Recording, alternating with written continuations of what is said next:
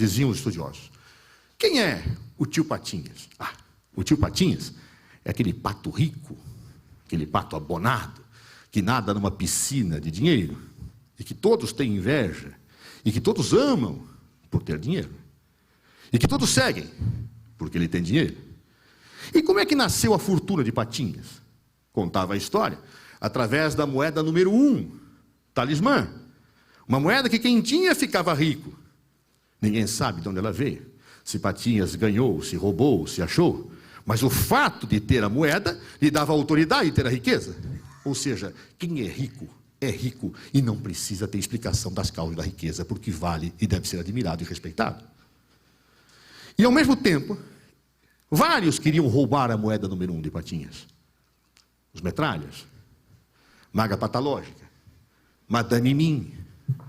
Ou seja, quem quer tirar a moeda número 1 e quer ganhar a riqueza, ou é bandido, como os metralhas, ou é bruxo, no mau sentido. Ou seja, quem quer tirar a riqueza de quem a tem que ser execrado, é bandido, e perde sempre no final. A lição que as crianças têm que perceber é que tudo está escrito. Tudo está escrito. E quem quer ser um bom menino tem que seguir o manual do escoteiro, como o Guinho, Zezinho e Luizinho sempre leram, porque lá é que se tira a lição real e boa da boa criança. E não pense em inventar moda, não seja cientista, professor Rodas. Não seja cientista, não crie nada, porque o cientista só pode ser um imbecil como o Pardal, que só inventa inutilidades. Leia o manual do escoteiro, não crie nada. Viva a sociedade como ela é, respeitando a riqueza, execrando os que querem combater a riqueza e deixando os cientistas na condição de idiotas. Esta visão que expressa uma relação de poder é aquilo que eu chamo, eu não, mas muitos chamam, e eu nesta noite também chamo, de visão ideológica de mundo. E eu aprendi, naqueles momentos de final de ditadura, que a justiça era construída sempre por uma visão ideológica. Ou seja, a visão de justiça dominante, num certo momento histórico, é a visão dos dominantes. E aí, comecei a cair num pânico profundo, Durso, quando eu comecei a ler aqueles autores que diziam, se é assim, o direito é um instrumento do poder. E eu falava, mas então é por isso que a Lei de Segurança Nacional existe, e eu tenho que estudá-la e aplicá-la se for juiz. Ou seja, a lei é o arbítrio, a lei é o poder. E aí então, quase larguei a faculdade de Direito, quando eu li um clássico texto, em que um filósofo de Direito colocava por tema, ser jurista ou contestador. E ele dizia, é impossível ser jurista e contestador. Porque o jurista é aquele que trabalha a partir de dogmas. Dogmas que são as normas são feitas pelo poder, ele não tem saída, ele tem que cumpri-las. E o contestador não pode ser, portanto, um jurista. Eu quase fui fazer psicologia naquele momento. Quase fui fazer psicologia. No entanto, tinha algo que não me batia direito nisto. Tinha algo que não me convencia de que eu não podia ser jurista e contestador. E comecei a estudar mais. E comecei a perceber que nós não podemos analisar o papel do jurista de uma forma tão limitada.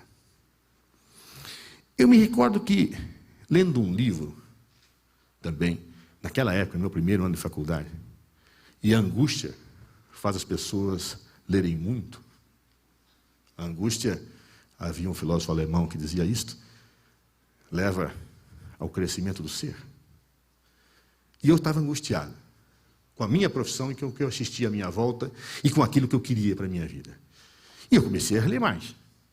E me lembro de ter encontrado um livro que falava de um exemplo histórico interessante. Na época da ditadura Vargas, os comunistas eram presos. E um advogado liberal que não era comunista, Sobral Pinto, assumiu a defesa de vários comunistas. Mas era uma ditadura. Ele não conseguia sucesso nos tribunais. E havia um caso histórico, de um comunista argentino que havia sido preso e estava sendo profundamente torturado. E a prisão era absolutamente ilegal. O advogado Sobral Pinto impetrou um habeas corpus, negado pelo tribunal. Impetrou outros, negado pelo tribunal. E era indiscutível que a prisão era ilegal. Era indiscutível que ele tinha razão. Mas os tribunais, massacrados naquele momento pela ditadura, negavam aquilo que nós convencionamos denominar de remédio heróico. Ora, o que fez ele? Impetrou um último habeas corpus, invocando em favor do comunista a lei de proteção aos animais. Ele disse o seguinte: bem, se o direito dos homens não se aplica aos comunistas, hei que concluir, logicamente, que um comunista não é ser humano.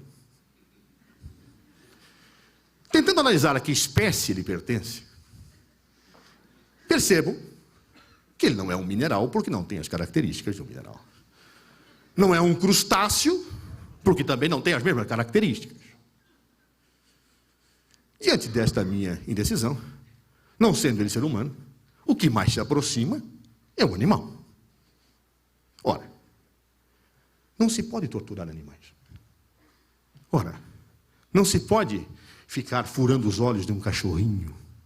Não se pode colocar choques elétricos num gatinho. Não se pode torturar um bicho, porque a lei não permite. Então, egrégio tribunal, disse ele, se os senhores não reconhecem a um comunista a condição de ser humano, que o tratem como animal, porque os animais merecem o mínimo de dignidade e esta pessoa na cela não está tendo a dignidade de um animal. Alguém aqui acha que ele queria ganhar esse habeas corpus? Não. Seguramente não. O que ele queria? Utilizar o direito para denunciar as relações de poder que faziam naquele momento o direito. Eu pensei, mas espera, esse homem é um jurista e um contestador. E aí me aprofundei mais nos estudos e descobri, lendo uma obra fantástica de Tiger Levy, 2 autores norte-americanos, que alguns pensavam naquilo que denominaram jurisprudência da insurreição. Aqui a expressão jurisprudência não vai no sentido de decisões judiciais, mas no sentido de ciência do direito. A ciência do direito da insurreição. Em que eles diziam o seguinte: o direito, ele é composto por relações de poder, que, sem sombra de dúvida, são fotografadas pelas normas jurídicas. Mas é perfeitamente possível que alguém que esteja contra as relações de poder utilize o direito contra o direito. Utilize a argumentação jurídica na perspectiva da transformação da consolidação jurídica imposta pelo poder. E aí foi que eu comecei a perceber que toda a relação de poder tem dois lados e que era dinâmica. Foi assim que a história do direito se fez. A história do direito se deu pela luta dialética de antagônicos. O direito do trabalho nasceu assim. Foi exatamente pela sublevação contra as condições animalescas a que os trabalhadores estavam submetidos que nasceu o direito do trabalho. Como conquista dentro de uma relação de poder, que não alterou a substância do poder da sociedade, mas que caracterizou conquista para os dominados. Foi assim que o próprio direito da sociedade capitalista nasceu a partir do século XI e XII, no seio do sistema feudal de produção, até chegar à Revolução Francesa, até chegar ao século XVIII, até chegar a uma construção de Estado que se chamou Estado de Direito. O que é o Estado de Direito? Não vou me valer de definições pomposas. Estado de Direito é aquele Estado que atua sobre as próprias normas que produz. Estado de Direito é aquele cujos seus agentes respeitam as normas produzidas pelo próprio Estado. Estado de Direito é aquele que tem leis votadas por representantes e que os agentes do Estado atuam na sua obediência, mas respeitam seus limites. Estado de Direito é aquele Estado que parte da ideia da supremacia do poder, mas da limitação do poder. O poder existe para que o interesse público prevaleça sobre o interesse privado, mas o poder tem que ser limitado E como dizia Montesquieu, um dos artífices do Estado de Direito, todo homem que tem o poder tende a dele abusar. E a única forma de evitar que não tenhamos abuso de poder é não dar o poder a um só. E é aí que Montesquieu concebe um dos pilares do Estado de Direito, que é a ideia central de não permitir que as funções do Estado sejam concentradas na mão de um único soberano, de um único oligarca, de um único grupo. E pensava dentro da sua visão, aquele que faz as leis não pode executá-las. Aquele que executa as leis não pode julgar. E aquele que julga não pode fazer leis. Porque se eu concentrar os poderes na mão de um só, este só tenderá a abusar do poder. Só o poder limita o poder, dizia Montesquieu. E assim nasceu o Estado de Direito. Nasceu da ideia de que o Estado e o interesse público prevalece sobre o privado, mas da ideia de que o interesse público é indisponível e ditado nos termos da lei como limitação à ação dos agentes públicos. Esta ideia foi, de certa forma, me orientando a não querer mais fazer psicologia e a continuar fazendo o curso de Direito.